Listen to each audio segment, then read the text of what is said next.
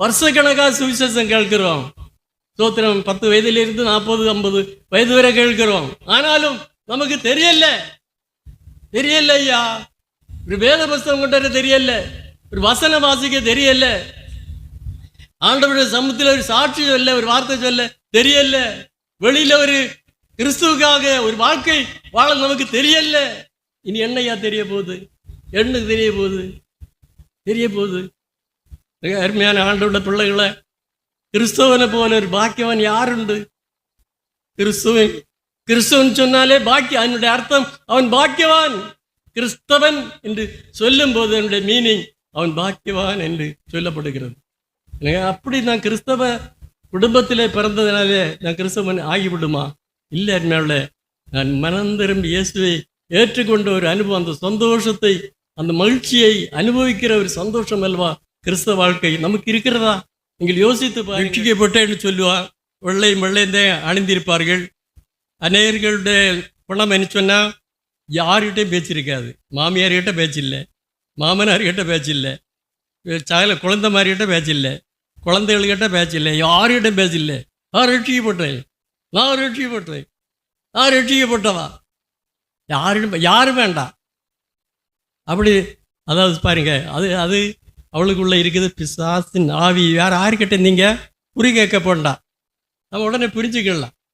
கனியற்ற மரம் வெட்டுண்டு என்ன செய்யும்?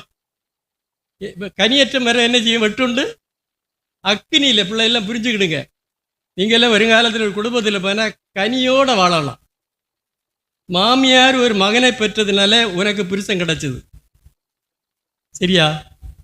இனி அந்த பிள்ளைய அந்த பெற்றோர் வளர்த்து எடுத்ததுனால உனக்கு மனைவி கிடச்சிது. அதனால் அந்த புருஷனுடைய பெற்றோரையும் அந்த பிள்ளையுடைய பெற்றோரையும் குடும்பத்தில் பரஸ்பரம் என்ன செய்யணும்? படுத்தி தான் வாழணும். கனி இல்லாத மரம் அது அது ஆண்டவருக்கு பிரயோஜனமே கிடையாது. மத்தேயு சுவிசேஷம் 6ஆம் அதிகாரம் தெளிவாக சொல்லுகிறது. கனி இல்லாத மரம் வெட்டுண்டு எங்கே செய்யும்? அக்கினியில் போடப்படும். அது வெந்துருகி போகும், நாசமாகி போகும். இந்த உலகத்திலேயே யாருக்கும் பிரயோஜனம் கிடையாது. இப்போ நம்ம சபை ட்ரினிட்டி சபைன்னு சொன்னால், நீங்கள் நம்ம எல்லாம் சண்டை இந்த செவருக்குள்ளே வந்திருக்கோம், எல்லாம் அடங்கி ஒதுங்கி இருக்கோம். சண்டை மண்டை ஆயிடுச்சுன்னா கையங்கால் வீசி நம்ம சிறகடிச்சு காலுக்கு நீட்டி கையை நீட்டி வெளியே போகிறோம் இல்லையா? அப்போ தான் தெரியும் இந்த ட்ரினிட்டி சபையினுடைய அங்கத்தினுடைய நடவடிக்கைகள், காரியங்கள், அதனுடைய பேச்சுகள், நம்முடைய நடக்கைகள், நம்முடைய உடைகள் இல்லையா, நம்முடைய காரியங்கள். அப்போ தான் இவன் கிறிஸ்தவனா இல்லையான்னு தெரியும். அது சரியாக இருந்தால் ஆல்ரைட், நீ கிறிஸ்தவன் தான். அது இல்லைன்னு சொல்லியாச்சுன்னா என்னை கொண்டு ஒரு பிரயோஜனம் கிடையாது.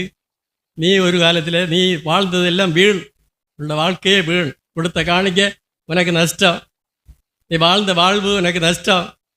உண்மையாக நீ இயேசுவின் பிள்ளையாக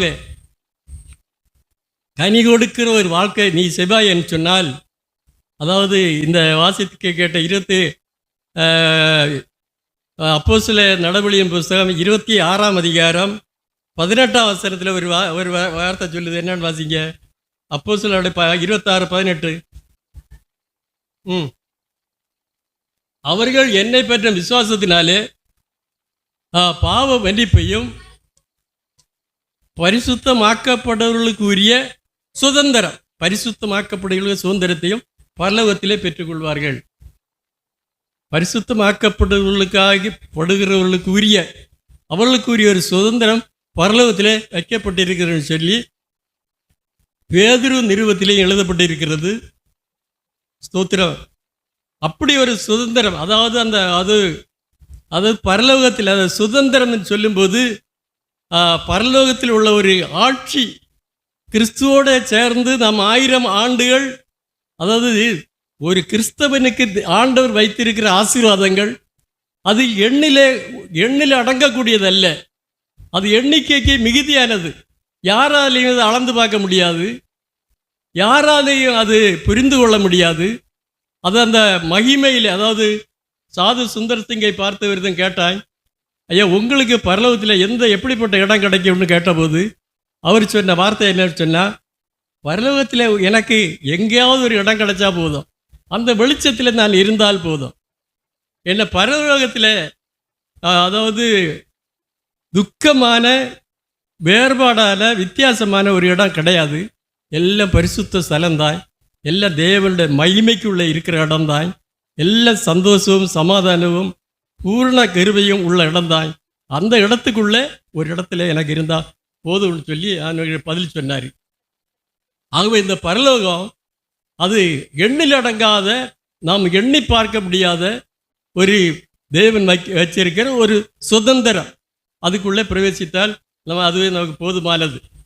அதுக்குள்ளே பிரவேசிக்க வேண்டுமானால் இந்த பூமியில் நாம் சில ஆண்டவருக்கு உகந்தவர்களாக இந்த உலகத்தில் நாம் வாழ வேண்டியவர்களாக இருக்கிறோம். நாம் என்ன செய்ய வேண்டும் சொன்னால், நம்முடைய விசுவாசம் முழுவதும் நம்முடைய ஆண்டவராகிய இயேசு கிறிஸ்துவில் இருக்க வேண்டும்.